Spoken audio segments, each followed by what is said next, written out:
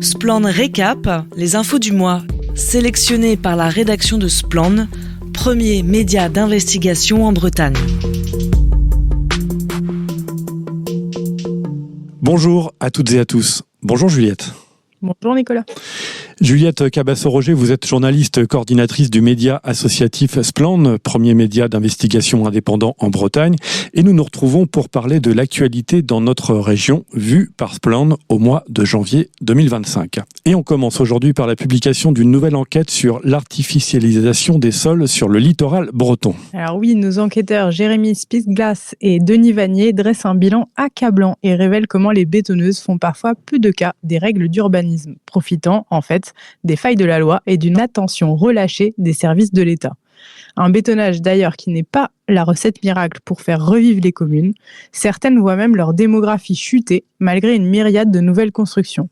Donc je vous invite à aller explorer la carte inédite interactive qui a été réalisée sur le site splan.org pour explorer dans le détail les terres artificialisées sur l'ensemble du littoral breton sur une bande de 5 km.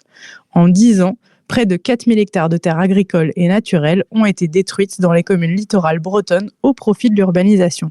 Dans 9% des cas, les permis délivrés le sont pour des résidences secondaires, participant donc au vieillissement de la population. Voilà, et en plus de cette carte interactive inédite, 4 volets de cette enquête sont à lire sur le site de splan.org.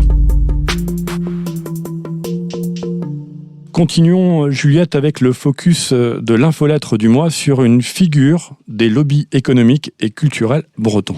On parle en effet d'Alain Glon, chef d'entreprise à la tête de la Alain Glon Holding, composée aujourd'hui de multiples sociétés dont les noms sont bien connus des consommateurs. Par exemple, les chips Bretz ou encore Ecofeutre qui fabrique des emballages recyclés, ou on peut encore citer Tillis qui fait des mochis glacés, qui sont des desserts à base de riz. Alors cette puissance financière, elle ne s'est pas construite en un jour, c'est sur son empire agro-industriel qu'elle s'est développée à coup de rachats en fait, et de ventes de sociétés, principalement opérées à partir des années 80, notamment grâce à l'importation de farine animale. En 2009, le magazine Challenge classait la famille Glon parmi les 500 premières fortunes de France, en 233e position très exactement, avec une fortune professionnelle estimée à 150 millions d'euros. Alors ce qui est drôle, c'est que Alain Glon est pourtant régulièrement très critique envers la politique fiscale française. Je le cite dans une interview sur la chaîne TBO en 2019. Nous avons dû revendre suite au départ de mes frères car j'étais incapable de répondre aux besoins financiers pour régler leur part de l'ISF, l'impôt sur la fortune. Alors Alain Glon, c'est un nom qui apparaît aussi dans les fameux Panama Papers. Alors oui, tout à fait, dans les Panama Papers et aussi dans les LuxLeaks. Parmi les documents consultés par Splan, les mouvements de la société Genel SA et ceux de la société Finafero interrogent. Alors je ne vous fais pas le détail, mais disons que certains transferts de sociétés du Luxembourg vers la France pourraient s'assimiler à de l'optimisation fiscale, comme on dit. Alors, interrogé par Nicolas Legendre, journaliste et auteur du livre Silence dans les champs, au sujet justement de ces Panama Papers, Alain Glon affirmait quant à lui qu'il ignorait l'existence du compte au Panama et de cette société jusqu'à ce que les autorités l'interrogent à ce sujet il y a quelques années. On a essayé de le recontacter pour lui reposer des questions, mais il n'a pas souhaité répondre à ce plan. Club des 30, Institut de Locarne, mouvement des bonnets rouges, on retrouve cet homme d'affaires avec un certain pouvoir finalement dans le monde culturel et politique breton. Tout à fait. Alain Glon a été président de l'Institut de Locarne, qui est devenu depuis le Quai Eden, jusqu'en 2019. Alors ce lobby de chefs d'entreprise et décideurs bretons est connu pour ses positions ultralibérales et russophiles. Dans cette fonction, Alain Glon fut en effet l'un des instigateurs des mouvements des bonnets rouges contre l'écotaxe à l'automne 2013. Alors, une déclinaison du slogan « Vivre et travailler au pays », finalement, qui est avancée et que l'on retrouve dans son implication auprès de la Vallée des Saints. Pour ceux qui ne connaissent pas, donc c'est un musée à ciel ouvert qui regroupe 200 statues géantes à l'effigie des saints bretons. Ce sont des créations contemporaines qui sont financées par des particuliers ou des entrepreneurs. Alain Glon est donc l'un des 6 mécènes de ce lieu qui vise à la, comme il dit, pérennisation des valeurs bretonnes pour bâtir un repère solide pour les générations futures et entrer dans l'extraordinaire des Celtes. C'est ce qu'il disait en tout cas au Télégramme en juin 2023. Parmi les sculptures en pierre, on retrouve ainsi celle de Saint-Gérand, en référence à la commune où se trouve le siège historique des sociétés Glon, donc Saint-Gérand.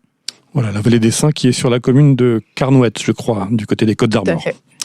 Et ce focus donc sur Alain Glon, Juliette, est à retrouver en intégralité sur le site de splend.org.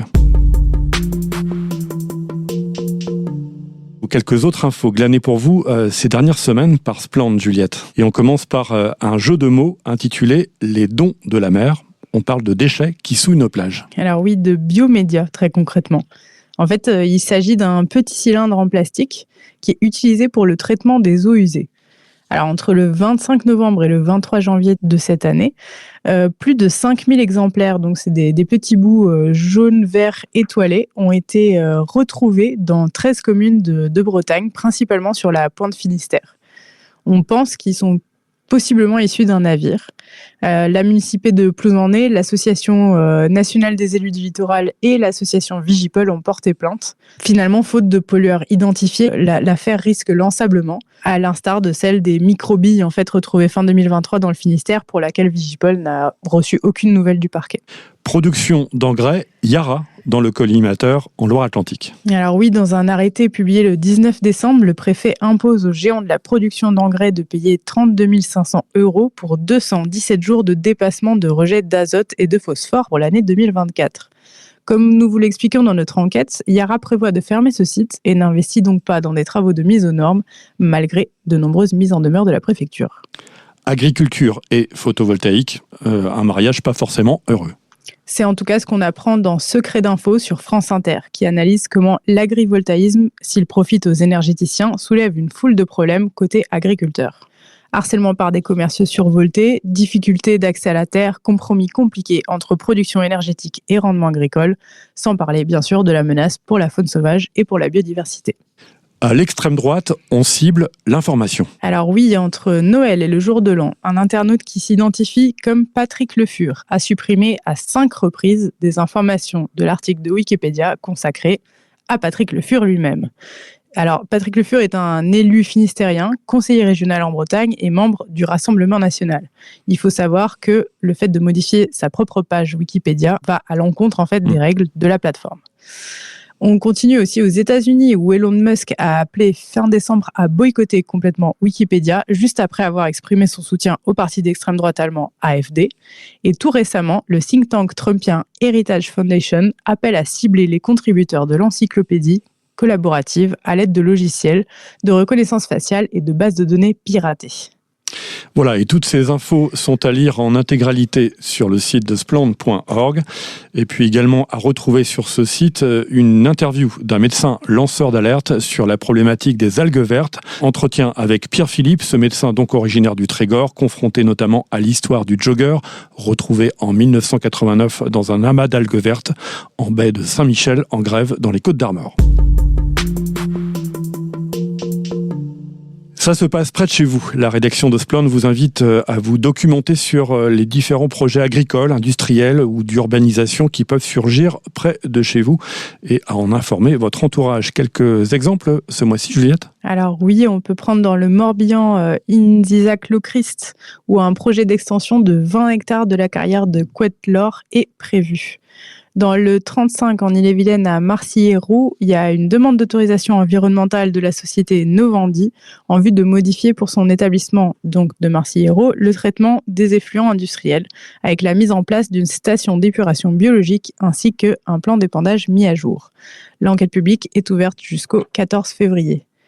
Et pour conclure, du côté de Saint-Brieuc, la ville et son concessionnaire Urbabraze organisent une concertation préalable à l'engagement d'une procédure d'utilité publique pour la réalisation de travaux relatifs au projet de revitalisation de l'hypercentre commerçant.